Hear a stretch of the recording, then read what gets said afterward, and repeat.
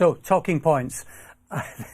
And they are many, aren't they? With no surprise, Christophe Soumillon top of the list. Actually, a shame we didn't have more time with Neil Callan, because he had been quite vocal on Twitter about that incident and indeed about his thoughts on it. He was very, there you go, Soumillon contrite.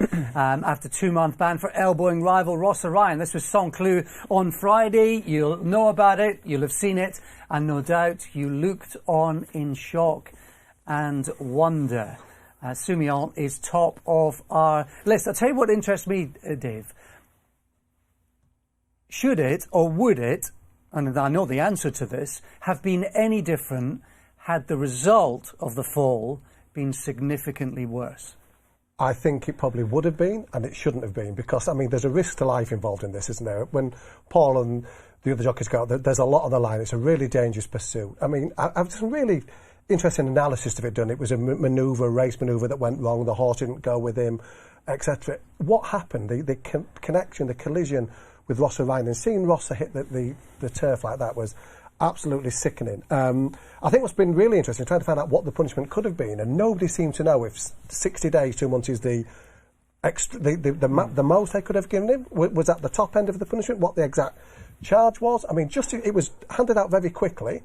They had to leave the window in for an appeal, which Christophe made clear immediately that he wouldn't be doing, but does mean that he can ride this weekend, which Franz Gallop says is unsatisfactory, the people who've handed out the punishment in the first place. They say it could be extended, the ban, if there was an appeal from this side of the channel. I presume they must mean either Rosser himself or the BHA asked for them to take a look at the punishment handed out. Yes, he apologised immediately afterwards. He came on TV and didn't even try to defend his actions because he couldn't. But the whole thing, I was recording an art preview at the time and came out on my phone. There was about 40 messages, all about have you seen what's happened, and caught up with it in seconds. And it was just staggering. Quite shocking. From a jockey's point of view, when you see that, had you been a victim of that kind of incident, how would you have reacted? It was naughty. It's indefendable, really, to be honest with you. You know, we go out every day as jockeys to ride in races, and, you know, we're all very competitive. We can ride tight. I ride very tight, but clean and safe. I just don't know. He just seemed to have a moment of madness, you know. And Christophe Soumillon isn't a tourist. You know, he's a world-class jockey. You know, absolutely right. Absolutely right. Would he have done that if it was Ryan Moore? I don't think so. Interesting. And would he have done it had it been a French jockey? Does that factor into it at all? Someone on his turf? It's a lack of respect, I feel, as a rider. It's bully boy tactics. Absolutely. And safety should be paramount. And it shouldn't matter that Ross Orion walked away unscathed. It shouldn't matter at all. We're lucky we're sitting here, and they've both got off lucky. Christophe had only 60 days, and Ross Orion hasn't got seriously injured. And the horse is all right. You know, how do them owners feel that have paid money to bring that horse across? People that have backed that horse. No compensation. No. And in any other sport, most other sports, there is an immediate repercussion, Dave. There's an immediate punishment. And there is, but in racing it isn't the case. It's always got that small window for that intention to appeal. It's something that Franz Gallop said I'll look into. I mean, Soumillon's got a meeting with the Aga Khan team on Monday to discuss it. They want to have sit-down talks with him. They could be talking 25 hours after he's run an arc for them on Verdini. It's very strange to see him riding. And also for the look of the sport. Yeah, exactly. It's people. That was on mainstream news channels on Friday. Sky Sports News ran the incident. People were talking about that way outside the racing community. Well, particularly in social media, where it's a visual soundbite, isn't it? Or there'll be GIFs about it and all sorts. So, yeah, very much so. Well, we shall see how that rolls on. Coltrane, take the floor. Was it Very Elegant? Very Elegant. I mean, Very Elegant was the story about her missing the arc. I mean, it's some backstory. An absolute Australian superstar who came over here, and the feeling in Australia was that she was coming towards the twilight of her career, but it was a really bold move by Connection to send her for a European campaign with the Arc, the target. And the panic only really set in when on Monday there was 27 in the Arc, then that went down to 24. So hang on, this is going to be a maximum field. They set that at 20, and they ran the ratings, and she was going to miss out. And they had to make the decision whether they sat tight, and she wouldn't have made it as it turned out, and go for the Arc or run on the Saturday, which they did. The argument was, should she have been given a clean passage to the race. That's hard to argue. There's got to be some system in place. If you're cutting an arc field down from 24 to 20, there's got to be some process in place. That was the ratings. The second argument was she was dropped £7 from 120 to 113 on the basis of 2 runs in France. As many a trainer Paul would ride, so I'm sure would be delighted if horses came down £7 for 2 runs. And then was the mare's allowance taken into account? It seemed to just be the master rating that was taken to decide what got into the arc. She wouldn't have been, because of the mare's allowance, if they'd have factored the mare's allowance in, she would have snuck in. So it was a big story in the build-up to the arc. Lots of Australian media over here to cover her running there. It's a shame, a big shame. I think if Very Elegant had been at her peak when she arrived here and had run a better race on one of those 2 French starts, she would have made it. It's not often, you do get maximum fields in the arc. It's not every year. It's just everything seemed to come against her. She ran on Saturday, ran a bit flat, ran a bit of traffic problem. I don't think she got a particularly good ride, Yeah. or she was and this is the interesting thing that I would always talk about with Jim and David Simcock as well, who like their horses to be ridden from the back of the field. I completely and utterly understand why, for the horses' progress in terms of their career, when they come through, they enjoy their racing, and maybe their career longevity, they benefit from that as well. But you get a race like yesterday, where Very Elegant's trapped in a pocket at the back of the field because it's held up. Tom Marcon sits in second or third in a slowly run race. Beautiful. You're handicapping yourself with hold-up tactics, I think. Yeah, horses do last longer though. That's Jim's theory. Yeah, and I think there's definitely something in that. I agree with it. You definitely get more mileage Yeah. out of them when you're. But you're conserving handicapping them. yourself from winning races on a regular basis, I think. Yeah. Interesting, they talk about coming to Ascot with her now as well for a final hurrah, which would be fantastic for Champions Day. Good eye. Now you can take Coltrane. Thank you. Thank you. Not that I've been looking forward to taking Coltrane. I mean, this is some story, isn't it? It was disqualified this week from a failed tested positive for prohibited substances after winning in August 2020 at Newmarket. It was 2 painkillers, morphine and one other he tested positive for, and the paper bedding had minute traces of it and of other race day medications. Andrew Balding said he was completely baffled by it. He went to the laboratories. They thought it might have been pine nuts to start with, then a botanical substance of some descriptions, what they think the horse must have eaten to have got these into the system. Now, all of this took place 2 years ago, and ironically, he was disqualified. There was no fine to Andrew. The horse was disqualified. This was disqualified under a fast-track procedure. I mean, it's hard to think this is fast-track when we're talking 2 years ago. The BHA and the chair who decided on the punishment said he was frustrated that all the evidence, all the work was just about done 2 years ago. He couldn't work out why it had taken so long to come to fruition. I'm quite sure Andrew Baldwin and the Kingsclear team couldn't either. The BHA said there was a small backlog of cases, historical cases caused by COVID that got blocked up the system slightly, but yeah, this did seem to take an awful long time to resolve, especially given where Coltrane's gone since. He's absolutely flying. So yeah, the fast track that took 2 years is a Coltrane story. Yeah, and actually I suppose it will link into the saliva test pause as well, because the timing of that, and maybe it was punctuated, of course, by the Queen's death and then the bank holiday as well. So there were only slight mitigating circumstances, but it's a similar storyline.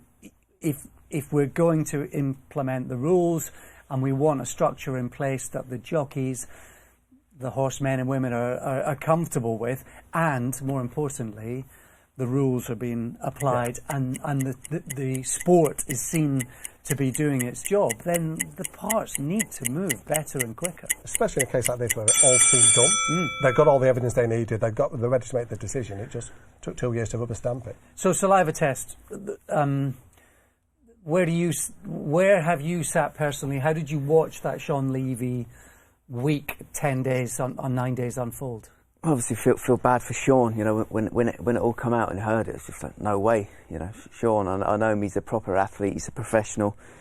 You know, listen, we don't, as jockeys as a group, we'll be tested 7 days a week, but we just need something put in place that is 100% accurate, you know.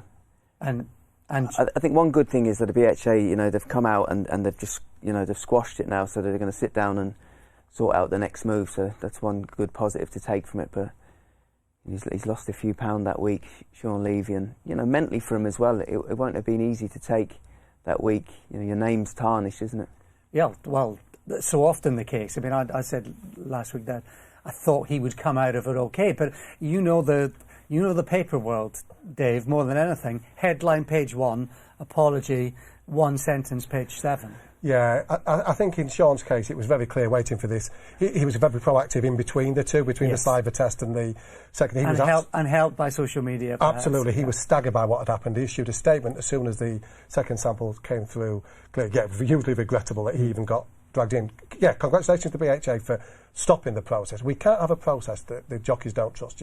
And if it's giving up false positives, immediately it needs to be stopped and they need to take a look. There were some suggestions it might have been an inhaler that had caused the result, etc. Whatever it was, it clearly wasn't working. The saliva tests weren't working. Paul and the other jockeys can't be being tested not knowing 100% that this is a reliable result. If you test positive, you know that this is a positive result, and the repercussions. It's 7 days, was it 6 days between the urine sample coming through for the B sample and clearing Sean? It felt an awful long time, and I bet it did for Sean. Like I say, as a group, we're all more than happy to be tested every day if needs be, but it just needs to be 100%. Yeah, and Sean, to be fair, said that himself. John Egan, ban. John Egan, Hayley Tarr. I think were you at Chester? I was there, yeah, I was there. Again, one good thing that did come out of it, it was nipped in the butt straight away. John held his hands up, he's apologised, they've kissed and made up, they've moved on. Very competitive sport, it gets very competitive around there, especially Chester. It's a tight track. There was a bit of bickering going on when they come in, but so they've kissed and made up since. John's got a 10-day ban. He's going to have to sit it out, re-evaluate things. And Dave, do you think will any more be made of this story, or do you think that's that, given what happened with Bryony Frost and Robbie Dunn on the cusp of returning? Yeah, of course, and that was the backdrop to the story, but this seemed to be like an isolated incident. I mean, Hayley, at the time of the Bryony, put a name to a statement saying she'd never encountered anything in the weighing room along the like of which Bryony had done, which you had to take at face value, and this as an isolated incident, fair enough, but that's why the backdrop's there, what happened to Bryony last year. I think what's interesting with this case was it was reported to the race day stewards on the day. They took action immediately and handed out the punishment. John Egan accepted the punishment, apologised. It felt like it was dealt with quickly and cleanly on this occasion. Standalone one-off incident then, absolutely. But as you say, the Bryony Frost case, completely separate to this. That was a prolonged period, a number of incidents which she suffered, and Robbie Dunn, as he's right, with his punishment served, to return to the saddle at some stage. I did think this was different. This at the time felt like I presume it happens all the time in the weighing room if there's incidents around riding. No, like I say, it's very competitive out there. Sometimes it can get a little bit heated in there, but this was a one-off. Like I said, John's apologised, they've moved on. It was dealt with very quickly, which I think that's the way forward, really. Get these things, don't let them fester. That's it, done and dusted. Okay, and finally, King Charles, of course. It's been really odd hearing God Save the King over the course of the last 2 weeks, and then now seeing the King in the royal colours on race cards, which we saw at Salisbury at the end of last week, and then, of course, Newmarket at the weekend. Yeah, the two runners, Educator and King's Lynn, and there was lots of speculation, wasn't there, about who would take over the Royal Studs, and Camilla obviously has got the horse racing interest, the first runners under for the King and the famous Royal Silks, and it was so sort of interesting at the time of Her Majesty the Queen's passing, the John Warren article that was sent through the Press Association about how he'd been with the Queen the weekend before her death, making plans for the future, their mating plans for their horses, and the Royal Studs probably never been as strong. The broodmares and the access to the stallions that they've got, and the number of horses. I mean, it used to be really rare that there would be a Royal Colt that could be a Derby contender. Each year now we seem to have something coming through the ranks that might just make up into being that Group 1 performer. So, yeah, it's things move on, the sport moves on, but it did seem it was symbolic and very significant to see the King's name next to those Royal Silks.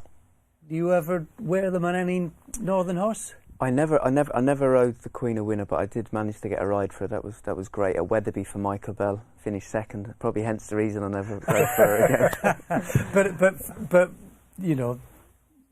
I suppose it depends on your heritage and where you're from. But yeah, no. I suppose for any jockey, it was great to get a ride for Her Majesty. Very proud to wear the colours, very privileged. Have you got a photo of that? I have, yeah. Me and Adele was working there that day at Weatherby as well, so we got a photo together. Fantastic, fantastic. I mean, that was it at the Derby meeting where past and present jockeys all wore their Royal Silks. I think it was this year's Derby. Yeah, great photo. That was a fantastic photo, wasn't it, Dave? Yeah. And just the names, it's Steve Gorth and Willie Cars and the people who were there in those hills. Wonderful photo, wonderful memories, the celebrations of her racing life that followed her sad passing. There was just fantastic footage and wonderful horses, and it's just great to see the silks continuing. And to think that we had Her Majesty as probably racing's greatest fan for the course of the last 5 decades or more. Those are the talking points.